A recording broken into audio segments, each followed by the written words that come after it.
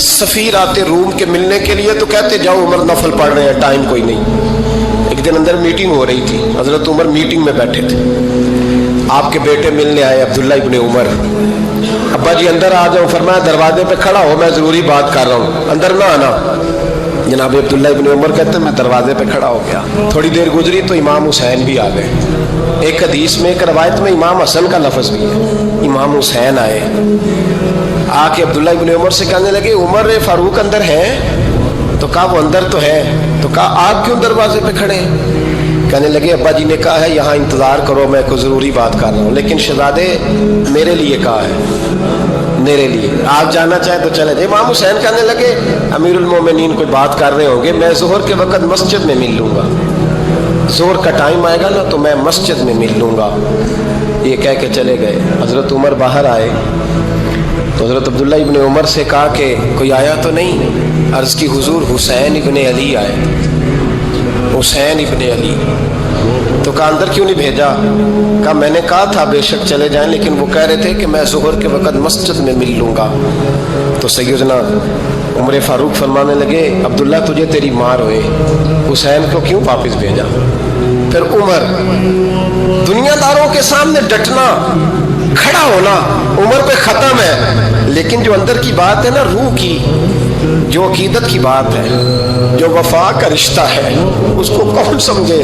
یہ جو روح کی مجبوریاں ہیں، یہ جو وفا کی مجبوریاں ہیں، اسے لوگ کیا سمجھیں؟ انہیں کیا پتا کہ مرشد کے بیٹے کے پیر چومنے میں حسن کیا ہوتا ہے؟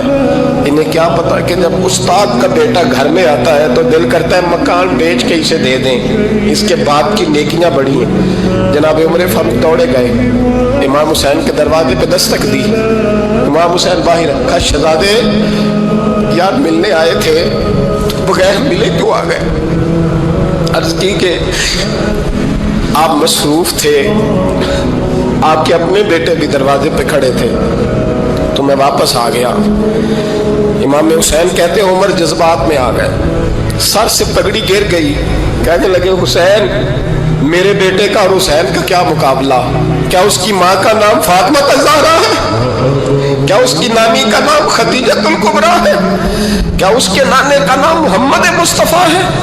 اور پھر سر سے پکڑی اتری تھی، اپنے بال زور سے پکڑ لیے، کہنے لگے حسین میں نا مکے میں اونٹ چرایا کرتا تھا اور ڈنڈوں سے مار کھاتا تھا اپنے باپ سے، یہ جو آج ساری دنیا میں عمر کے نعرے لگتے ہیں یہ تیرے نانے کا صدقہ ہے۔ شہزادے میری وفا اور میری وفا میں جب تیرا دل کرے نا دوڑ کے آ جایا کر۔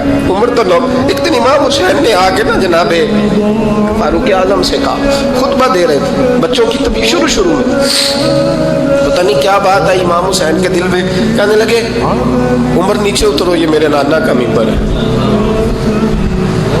تو حضرت سیدنا عمر سنو، کبھی میرا بھی بچہ آ جائے تو میں کہتا ہوں اس کو پکڑو یار، بچوں کو تو نہیں نا جمعوں میں مطلب ذکر کیا جاتا، اترنا میرے نانے کا ممبر ہے۔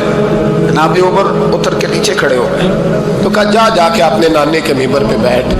تو حضرت عمر رو پڑے، کہنے لگے شہزادے میرے نانے کا ممبر ہی کوئی نہیں ہے ہی نہیں، یہ ممبر یہ مصلی یہ تیرے نانے کی شان ہے، میرے نانے کا کوئی ممبر نہیں، تیرے ہی نانے کا ممبر ہے۔ تھوڑی دیر کھڑے رہے تو امام حسین کہنے لگے اچھا کوئی نہیں آپ کے نانے کا ممبر کا نہیں؟ کہا چلو پھر میرے نانے کے ممبر پہ بیٹھ جاؤ، چلو خیر ہے، کوئی نہیں آپ کے نانے کا؟ کہا نہیں۔ تو کہا کوئی نہیں پھر میرے نانے کے۔ جب حضرت عمر بیٹھے تو بڑا شاندار جملہ کہا، فرمانے لگے میں ممبر پر مرضی سے نہیں بیٹھا تھا، مجھے ابو بکر نے بٹھایا تھا، اور پھر حسین کے کہنے پہ میں اترا ہوں، اب مجھے حسین نے بٹھایا ہے، اب کسی کی جرت ہے تو عمر کو اتار کے دکھائے، اب میں حسین کا تیری نسل پاک میں۔ یار کتنی بے شرمی کی بات ہے، لوگ امام حسین کو باغی کہیں۔ حضور کا وصال ہوا نا تو امام حسن اور امام حسین کی عمریں ابھی 7-8 سال 9 سال کے بیچ تھی، تو حضرت مولا علی شیر خدا رضی اللہ تعالیٰ عنہ کے ساتھ امام حسن آئے مسجد میں، تو ممبر پہ بیٹھے ہوئے دیکھا حضرت ابوبکر صدیق کو، تو کہنے لگے نیچے اترنا میرے نانا کا ممبر ہے۔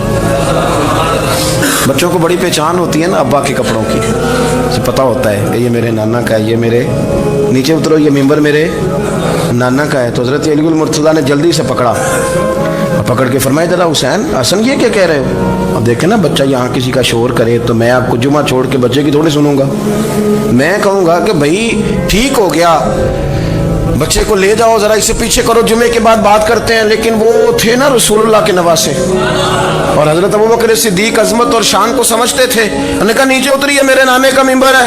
حضرت صدیق اکبر نیچے اتر کے کھڑے ہو گئے. تو ایک جملہ باقی بزرگوں نے بھی بڑا کچھ لکھا ہے پر یہاں ایک بات شاہ عبد العزیز محدث دہلوی نے لکھی ہے. حضرت صدیق اکبر رو پڑے کہنے لگے حسن اگر ممبر تیرے نانا کا ہے تو ابوبکر بھی تو تیرے نانا کا ہی ہے نا. یہ کو باہر سے تو نہیں نا آیا یہ بھی تیرے نانا کا ہے. تو حضرت امام حسن ہنسنے لگے فرمانے لگے ٹھیک ہو گیا بیٹھ جائیں ممبر پہ پڑھائیں جمعہ. سمجھ آ گئی ہے بات کی پڑھائیں جمعہ. آپ کی بات کی مجھے سمجھ آ گئی ہے کہ اگر ممبر نانا کا ہے تو ابوبکر بھی تو انہی کا ہے نا جناب صدیق اکبر. کہ نبی پاک علیہ السلام تشریف فرما ہیں حضور کے صحابہ کی ایک جماعت بارگاہ میں بیٹھی ہے. حضرت صدیق اکبر بھی حضور کے بالکل قریب بیٹھے ہیں. وہ آج بھی حضور کے قریب بیٹھے. تو اچانک نا محفل میں حضرت مولا علی شیر خدا تشریف لے آئے.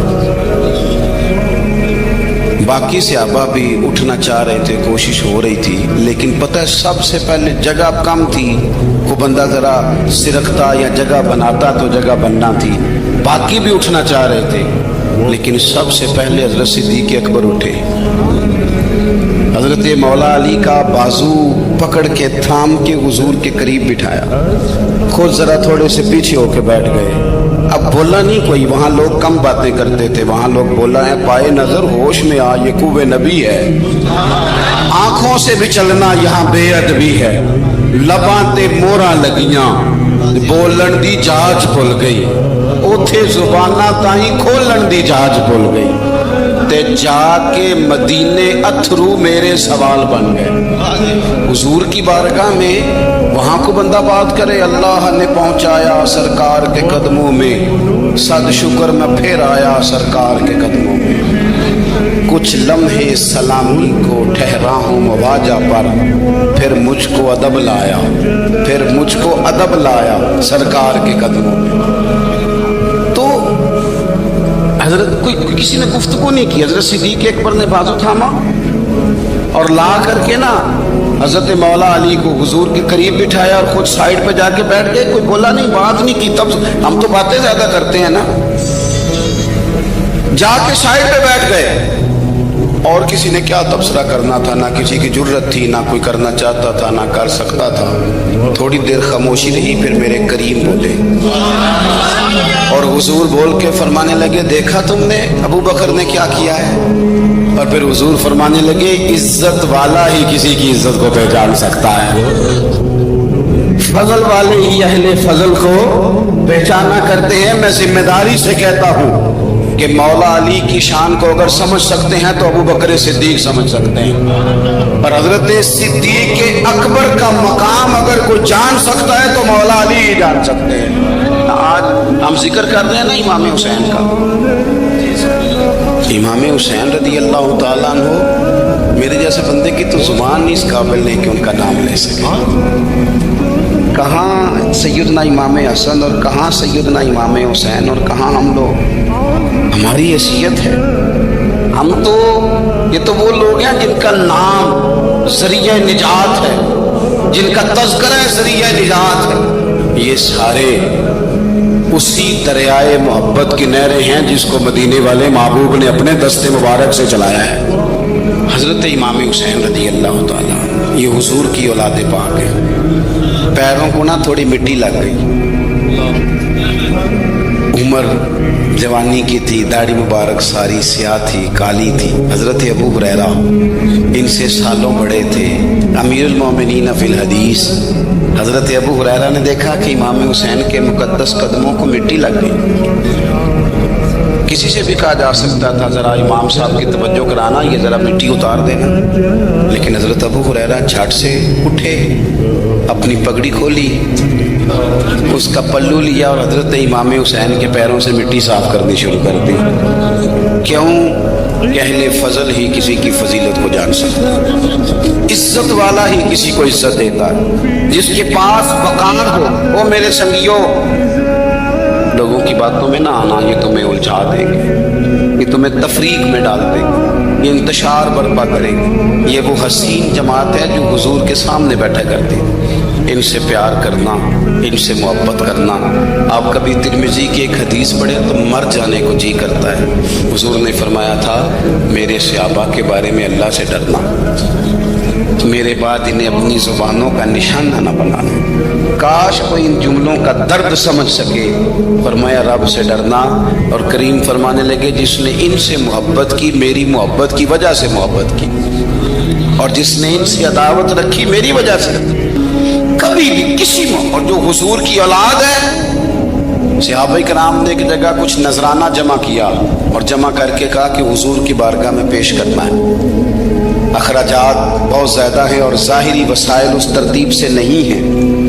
ये नजराना हर महीने पेश करना है। जब वो लेके हुजूर की बारगाह में गए ना, तो अल्लाह ने कुरान नाजिल कर दिया। फरमाया महबूब इनसे कह दो, ला अस्अलुकुम अलैहि अजरा, मैं तबलीग दीन पर तुमसे कोई अजर नहीं मांगता, इल्लल मवद्दत फिल कुर्बा, बस मेरे करीबियों से प्यार करते रहना, मेरे करीबियों से मोहब्बत करना, प्यार करना करीबियों से। हसनैन करीमैन से जो हुजूर का प्यार है, जो नबी पाक अलैहिस्सलाम की इनके साथ वालेहाना मोहब्बत है। आला हज़रत बरेलवी ने हदीस लिखी है, रावी हज़रत उस्मान गनी रज़ियल्लाहु ताला। हुजूर सैयद आलम सल्लल्लाहु ताला अलैहि वसल्लम ने ना घर में पैगाम भेजा। फरमाया फातिमा से कहो ज़रा हसन हुसैन को तो भेजे। ये सारा दिन ही हुजूर के पास रहते हैं, सारा दिन, लेकिन वो जो वालेहानापन है, जो मोहब्बत है, जो इनके साथ महबूब का खास लगाव है। सैयदा से कहो ज़रा शहजादों को भेजे, थोड़ी सी देर हो गई आने में। आला हज़रत फरमाते यूँ लगता जैसे सैयदा फातिमा कपड़े नहीं माँ बदलने लगती बच्चों की, खुशबू नहीं लगाने लगती, थोड़ी तैयारी में देर हो गई तो महबूब ने नजरें जमाई हैं उस हुजरे की तरफ जहाँ से इमाम हसन और हुसैन ने आना है। रहमत के अजब ही झमेले हैं, हसनैन यहाँ पर खेले हैं। तो दोनों शहजादों, जब दरवाजा खुला तो हज़रत उस्मान गनी कहते हैं बच्चे जब निकले ना दोनों, तो ये कोई 10, 15, 50, 100 मील दूर से थोड़ी आ रही है, तो यहीं रहते हैं। महबूब के कुर्बे खास में इन्हें साये करम हर वक्त नसीब है। लेकिन नबी करीम अलैहिस्सलाम का जो वालेहानापन है, जो इनके साथ हुजूर का रिश्ता है, मोहब्बत है, जैसे ही दोनों शहजादे आए, हजरत उस्मान गनी फरमाते हैं महबूब ने मुकद्दस घुटने जमीन पे रख दिए और दोनों बाजू खोल दिए। एक शहजादा इस सीने से लग गया, इस कंधे से, एक इस कंधे से लग गया। और पहले भी हुजूर प्यार करते थे, पर आज तो रुख ही बदल गया बात का। अल्लाह के प्यारे हबीब अलैहिस्सलाम फरमाने लगे, ए अल्लाह, ये दोनों शहजादे कंधे से लगे हुए, हुजूर फरमाने लगे, ए अल्लाह, मैं इन दोनों से मोहब्बत करता हूँ, तू भी इनसे मोहब्बत फरमा। और कहा है अल्लाह, जो जो मेरे हसन हुसैन से मोहब्बत करे तो उन सब से मोहब्बत फरमा, तो उन सब से प्यार कर जो मेरे हसनैन से प्यार करे। अल्लाह के प्यारे महबूब अलैहिस्सलाम की मोहब्बत जब हुजूर को, भाई जिस चीज़ की तरफ महबूब ने एक दफ़ा देखा है ना, वो गारे सौर में हुजूर एक दफ़ा गए हैं, 3 दिन क़याम किया, एक दफ़ा गए, तो हमारा तो कई बार जाने को दिल करता है। जहाँ हुजूर थोड़ी देर क़याम फरमाए, उस जगह से प्यार हो जाता है। और जिन शहजादों से हुजूर इस वालेहाना अंदाज में प्यार करें, उनकी मोहब्बत, उनका प्यार हमारे दिलों में होना चाहिए। इब्ने जौजी ने लिखा है, सैकड़ों साल पहले, आज के किसी आलिम की बात बताता तो लोग इनकार करते, सैकड़ों साल, कहते हैं बलख में कहत पड़ गया, लोग हिजरत करके समरकंद आ गए, एक सैयदों का खानदान भी आया, एक ऐसी खातून भी आई जिसके साथ 3 बेटियां थी, बेटा भी कोई नहीं, खामद फौत हो गया। मस्जिद के साथ मेहमान खाने बने होते थे, वहां उसने बच्चों को ठहराया और निकली समरकंद में कि कोई आदमी मिल जाए। तो वो सेठ साहब, चौधरी साहब कहने लगे, मुझे कैसे पता चलेगा तू सैयद है, मुझे बताओ, किसी को चौक में खड़ा करके कहा जाए बताओ तू कौन होता है, उस शख्स का क्या असर होता है, क्या हाल होता है। کہا کیسے پتہ چلے گا؟